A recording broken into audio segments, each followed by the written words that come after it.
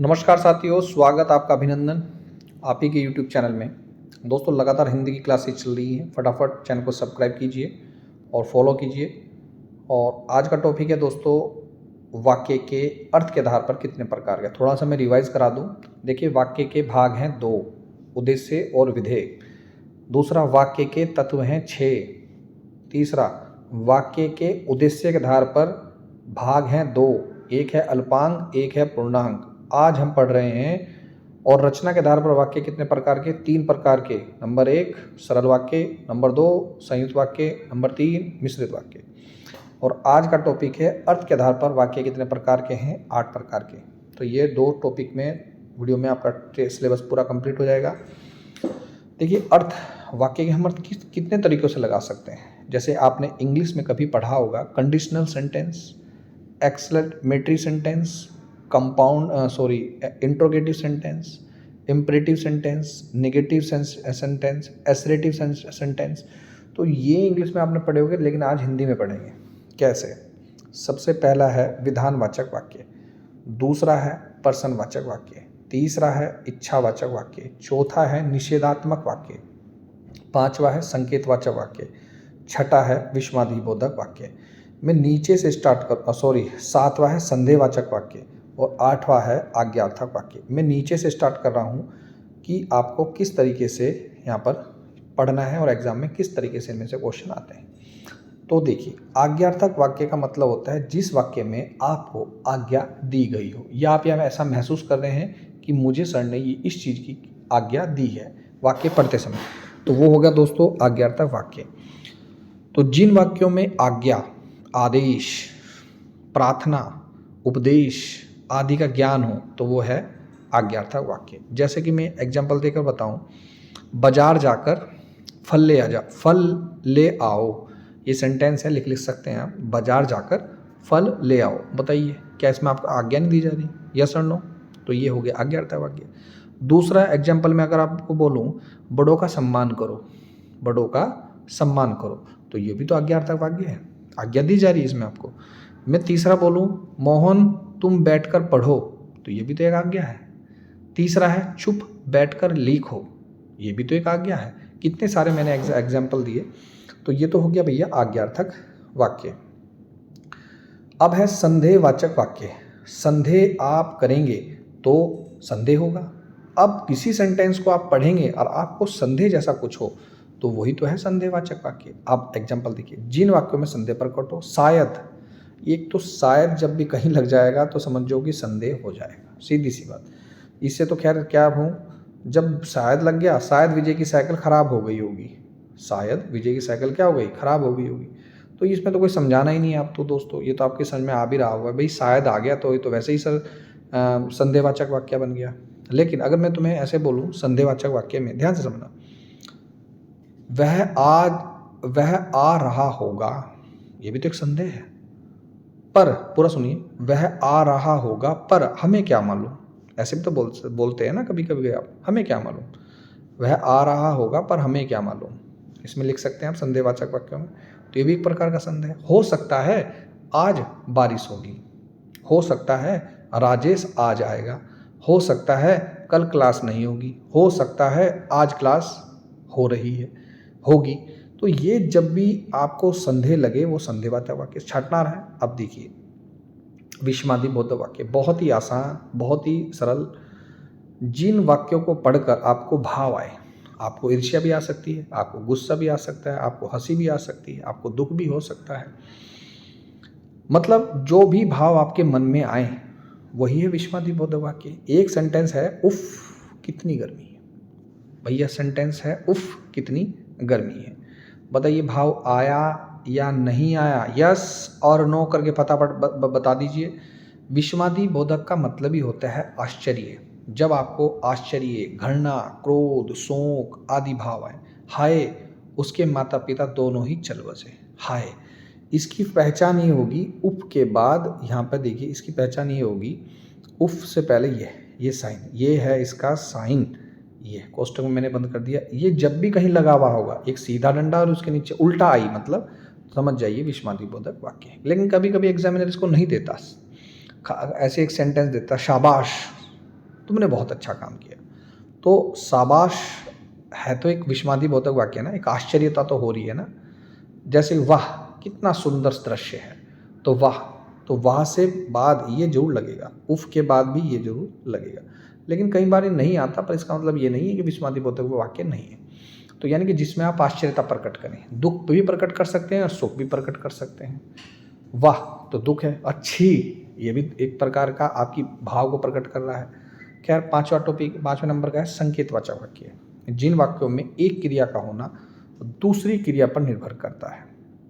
मतलब जब तक पहली क्रिया नहीं होने की तब तक दूसरी नहीं होने की, पहली क्रिया होने के बाद कोई दूसरी क्रिया होगी, उसे बोलते हैं संकेतवाचक वाक्य। संकेत मतलब भैया ये काम होगा तो फिर ये काम होगा, नहीं तो वो काम नहीं होगा। यदि तुम परिश्रम करोगे तो ही तो निश्चित सफल होंगे। हो गया ना संकेतवाचक वाक्य, पेपर में आ सकता है। बताइए, ये पेपर में ही आया हुआ सेंटेंस है। जो जैसा करेगा वैसा भरेगा। समझ में आ रहा? जैसा करोगे वैसा भरोगे। दूसरा एग्जाम्पल, अगर वर्षा होगी तो फसल अच्छी होगी। अगर वर्षा होगी तो फसल अच्छी होगी। मतलब पहले क्रिया हो रही है, फिर उसके बाद क्रिया। मैं नहाकर पढ़ाई करूँगा। भैया मैं पहले नहाऊंगा फिर मैं पढ़ाई करूँगा। यदि परिश्रम करोगे तो अवश्य सफल होंगे। पिताजी अभी आते तो समोसे खा लेते। पिताजी अभी आते तो अच्छा हो जाता।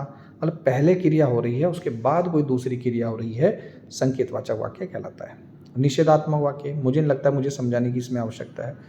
जिन वाक्यों में कार्य का न होना पाया जाए, मतलब कार्य होगा ही नहीं। प्रियंका खाना नहीं बनाती, राम स्कूल नहीं जाता, मुझसे यह कार्य नहीं होता, ये हो गया निषेधात्मक वाक्य। इच्छावाचक वाक्य, जिसमें आपकी इच्छा, संदेश, शुभकामना, आशीर्वाद प्रकट हो, इसमें आज्ञा नहीं दी जाएगी। इसमें तो आप भाव देंगे। देखिए, तुम सब परीक्षा में पास हो, तुम सब की गवर्नमेंट जॉब लगे। जितने में 70 से ज़्यादा लोग क्लासेस ऑनलाइन है देख रहे हैं। देखिए, तुम सब परीक्षा में पास हो, ये तो मेरी इच्छा है ना। जैसे मैं दूसरा बोल दूँ, तुम्हारा सबका कल्याण हो, ये सभी एग्जाम्पल लिख लिया करें। तुम्हारा सबका कल्याण हो। तीसरा है, आज तो मैं केवल फल खाऊंगा, ये मेरी इच्छा है, ये भी तो इच्छावाचक है। भगवान तुम्हें सबको लंबी उम्र दे, ये भी मेरी इच्छा है। तो भैया ये तो होगी इच्छा, तो ये हो गया इच्छावाचक वाक्य। और प्रश्नवाचक वाक्य, इसे भी मुझे बताने की आवश्यकता नहीं है, बहुत आसान। क्या तुमने खाना खा लिया, मतलब जहाँ वाक्य में प्रश्न किया गया हो, भैया हो गया प्रश्नवाचक वाक्य। क्या तुमने खाना खा लिया, क्या तुम यह काम करोगे, ये प्रश्नवाचक वाक्य है। सीता तुम कहाँ से आ रही हो, रमेश कहाँ जाएगा, तुम कब आ रहे हो, तुम पढ़ाई कब करोगे, ये सब है प्रश्नवाचक वाक्य। विधानवाचक वाक्य बहुत इंपॉर्टेंट है। जिन वाक्यों में क्रिया के करने या होने की सूचना मिले उन्हें विधानवाचक कहते हैं। मतलब पता चलेगा क्रिया हो भी नहीं। जैसे मैंने दूध नहीं पिया, मैंने खाना नहीं खाया, अब नहीं आ गया, मैंने दूध नहीं पिया, सॉरी, निषेधात्मक वाक्य। अविधानवाचक वाक्य क्या है, मैंने दूध पिया, वर्षा हो रही है, राम पढ़ रहा है। विधानवाचक की खासियत और भी है, पहचान। इन सभी की तो पहचान आपने देख ली होगी, ये तो समझ में आगे होंगे। विधानवाचक की पहचान है, पहले उन सभी सेंटेंस को आप देख ले, अगर वो है तो ठीक, नहीं तो वो विधानवाचक ही होगा।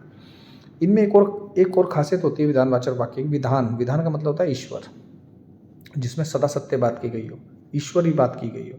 जैसे मैं बोलता हूँ सूरज पूरब से निकलता है, भैया निकलता है, सबको पता है। सूर्य पश्चिम में छिपता है, सबको पता है, तो ट्रुथ है, नेचुरल ट्रुथ है। दोपहर के बाद शाम होती है, सबको पता है। शाम के बाद रात होती है, सबको पता है।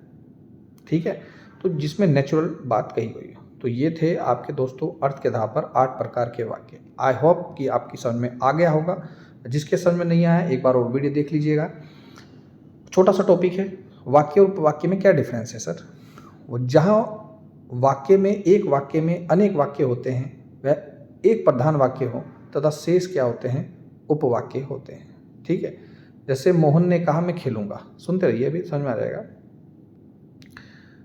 छोटा सा टॉपिक है, मोहन ने कहा कि मैं खेलूंगा, ये तो है तो वाक्य ही, लेकिन उपवाक्य क्या है, की जोड़ के मैंने इसको उपवाक्य बना दिया। जैसे कि संज्ञा उपवाक्य, देखिए जहाँ उपवाक्य संज्ञा की तरह प्रयोग हो, संज्ञा उपवाक्य से पूर्व की आता है। जैसे राम ने कहा कि मैं पढ़ूंगा, मैं नहीं जानता कि वह कहाँ है।